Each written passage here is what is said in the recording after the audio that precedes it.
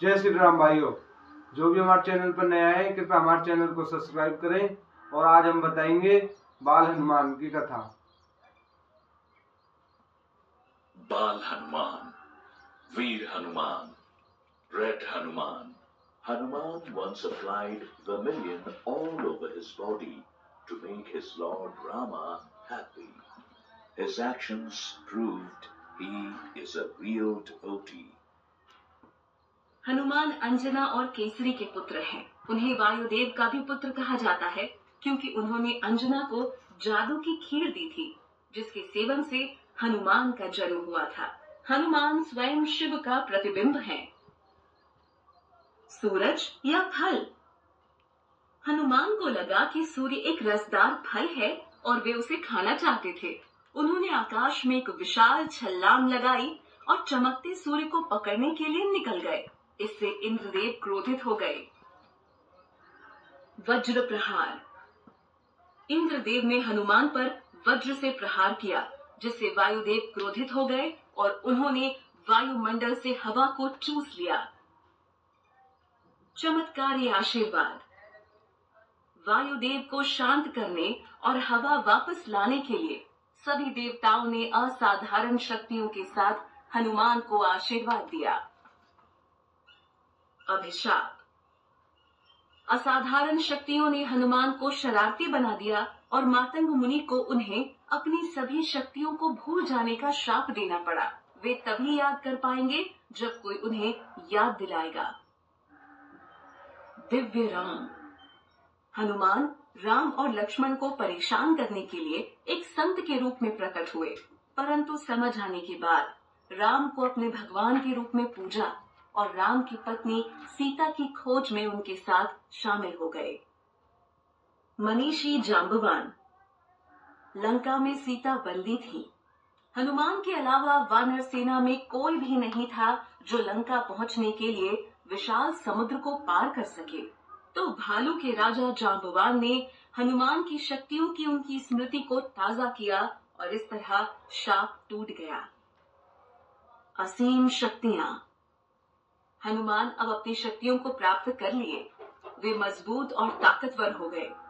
तब उन्होंने सीता को बचाने के लिए अपनी जबरदस्त शक्तियों का उपयोग करते हुए लंका की ओर उड़ान भरी। समुद्री युद्ध। उड़ान भरते समय विशाल सागर के राक्षस ने उनके मार्ग में बाधा डाली। इसने हनुमान को निगल लिया, लेकिन हनुमान ने इसे फाड़ दिया और इसके शरीर से बाहर आ गए। सीता से मिलना। हनुमान अंत में लंका पहुंचे।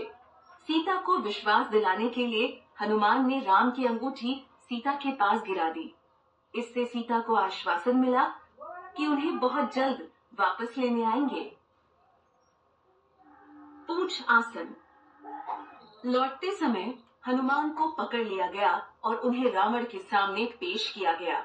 अपनी शक्तियों को दिखाने के लिए उन्होंने अपनी पूंछ का एक सर्पील टीला बनाया और उसके ऊपर बैठ गए, जो सभी के लिए आश्चर्यजनक था। लंका दहन। गुस्से में रावण ने हनुमान की पूंछ में आग लगा दी।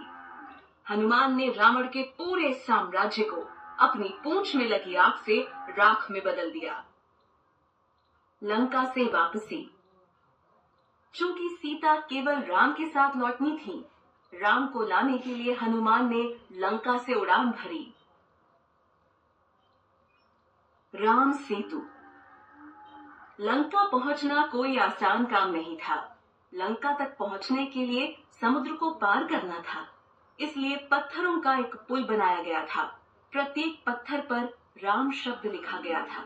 वहीं से इस पुल का नाम राम सेतु रखा गया। लंका युद्ध।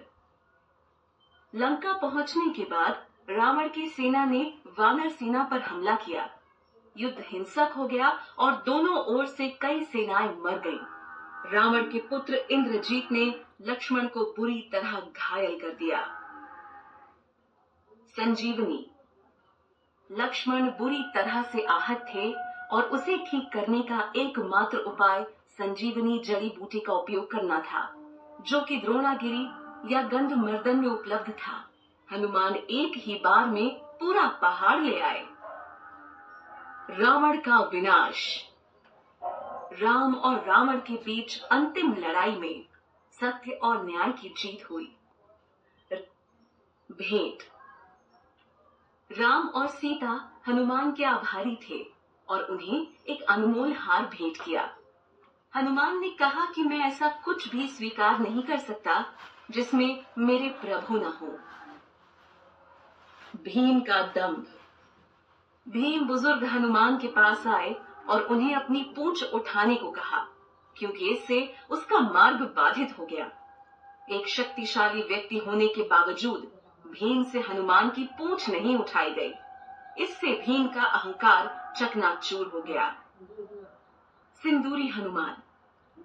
हनुमान ने एक बार अपने भगवान राम को प्रसन्न करने के लिए पूरे शरीर पर सिंदूर लगाया था। उनके इस कर्म ने साबित कर दिया था कि वह एक वास्तविक भक्त हैं। जय श्री राम भाइयों। इसी प्रकार बाल हनुमान का जीवन परिचय था, और जो भी हमारे चैनल पर नया है हमारे चैनल को सब्सक्राइब करें। धन्यवाद। जय श्री राम।